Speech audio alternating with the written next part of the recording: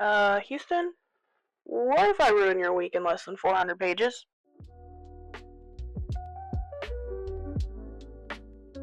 Atmosphere is a historical fiction that takes place in the 1980s, and it's also an LGBTQ plus romance. So here's a little summary I've put together about the book. Joan Goodwin was a college professor. She's our FMC, and she ends up applying to be one of NASA's first female astronauts. Though she doesn't get in her first time applying, she does eventually get in, and this sets her on a completely different course for her life. Joan is hurled into rigorous training in a male-dominated industry where all the women are constantly kind of on edge and having to prove that they have just as much a right to be there as the men do. So needless to say, it's a lot of pressure to be put on a woman in this time period. She ends up making a good bit of friends along the way, including the great Vanessa Ford, one of my favorite characters. And while dealing with all of this, she's also navigating a somewhat tumultuous relationship with her sister Barbara, who has a daughter, which is Joan's niece, Frances. Barbara's kind of been catered to her whole life, and she can be pretty selfish, so Joan has essentially helped with Frances since she's been born and been Frances's other parent because Barbara's a single mom. And Frances is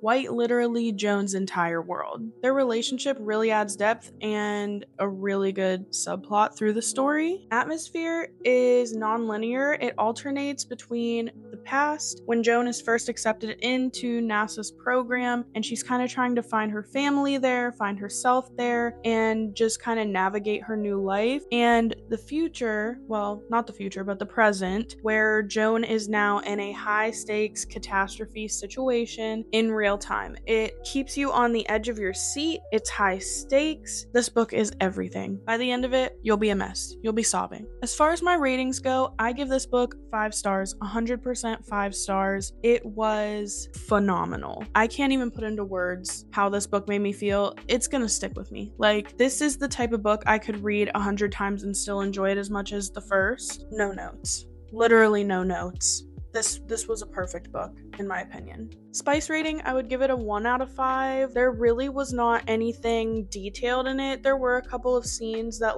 suggest what was going to happen, but honestly, it was nothing detailed, nothing vulgar. I'd give it a 1. Would I recommend this book? Absolutely. 100%. Especially if you love to cry. If you love to cry and have a good cry to a book, this is the book for you. Let's go into the pros and cons. Spoiler alert, there were no cons for me. So I guess let's just go into the pros. The pros are literally everything. Taylor Jenkins Reid's writing style, one of my absolute favorite writing styles ever. I read Evelyn Hugo by her, and I really, really loved that book. And coming into this, I wasn't sure if I was also gonna love the writing style as much, or if it was just kind of one of those things where it's one book and, you just like that one book. No, our girl's consistent. She describes emotions as if she was the creator of emotions themselves. Like, she created all the little intricacies of every feeling that we all feel and can't put into words, and she puts it into words. And it always makes sense. The characters were all lovable, even the ones who didn't have lovable personalities, you end up loving. The romance was top tier. The depiction of struggle as a closeted queer woman in STEM in the 80s, it shows the struggles of the misogyny, it shows the struggles of what if people found out she isn't straight. It all felt incredibly real, and it was, I don't even know. I'm speechless. I have a lack of words. I really do. I'm just going to put page numbers of my favorite scenes so that there's no spoilers for them, but if you have read the book, you can go reference them and see what scenes I'm talking about, or if you don't mind spoilers, and even if you haven't read the book, follow along as you read, whatever. So I'm gonna pause so you can screenshot. Let me make a cute face. Okay, and now these are going to be the gut-wrenching scene page numbers. So if you love to cry, screenshot now. So let's dive right into these spoilers because I'm ready to get into it.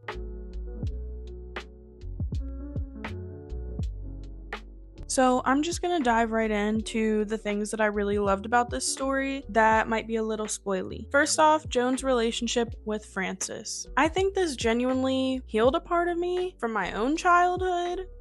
Even though Joan isn't technically Frances's mom, she is by far one of my favorite book moms. The way she truly cared for her and showed her unconditional love, even when Barbara was being selfish, like sending her to boarding school after she married Daniel, and Daniel like didn't want kids. Like I had love-hate moments with Daniel, because when Joan wanted to go to Barbara's wedding but bring Vanessa, Daniel was like, let her bring who she wants. But then it comes to Francis and Daniel is like it's like, why marry somebody who has a kid if you don't want kids, you know? Love-hate with Daniel there, mostly hate though. Also mostly hate when it comes to Barbara. She really was choosing that man over her daughter. And Francis is the coolest kid, and even if she wasn't the coolest kid, that's still your daughter, girl. Angered me. So loved Joan through that whole thing. Loved the way she made Francis feel loved and seen. I mean, one of my favorite quotes from the entire book, actually two of my favorite quotes from the entire book, are the ones where Joan is talking to Francis after picking her up from boarding school for Thanksgiving and telling her like, you are the center of my universe. Even if you don't know anything else in this world, know that you are the center of my universe. You are what matters the most to me. You are everything to me. Doesn't matter how big or small the world is, you are the center of mine. I cried. I have goosebumps right now, just even thinking of it. Ugh. Another thing I really loved, how deep and emotional Vanessa gets for someone who claims that they have not felt love truly before Joan. I feel like all of my favorite quotes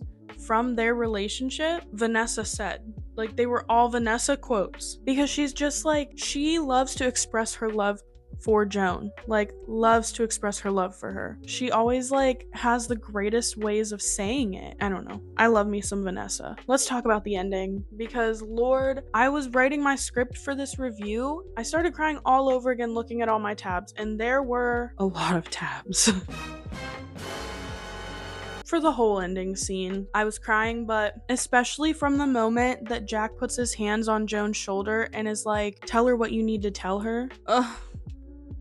That took me out. And then we get on the whole tangent of Joan and Vanessa talking, and they're talking about what their picks were for songs about space, and Vanessa's like, I finally understand your pick. And Joan's like, my song was from Sesame Street. And she's like, yeah, but it's just true. Like, you want to get up here so bad, and then as soon as you're here, all you want to do is go home. Stop. I'm gonna get choked up again.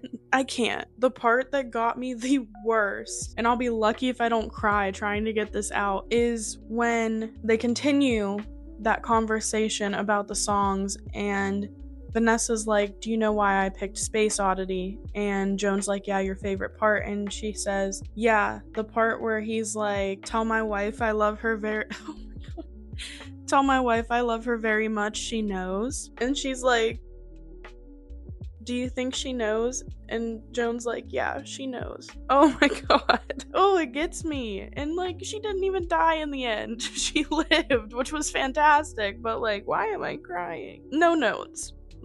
This book destroyed me as a person and then healed me. And then Vanessa being like, I can live with that. Send help. Don't even get me started on Joan's dialogue about, oh, do you know how you told me you feel like some people can't see the color blue? Well, this is what I think the color blue looks like. Stop it right now. I'll put it on the screen in case you don't remember what I'm talking about.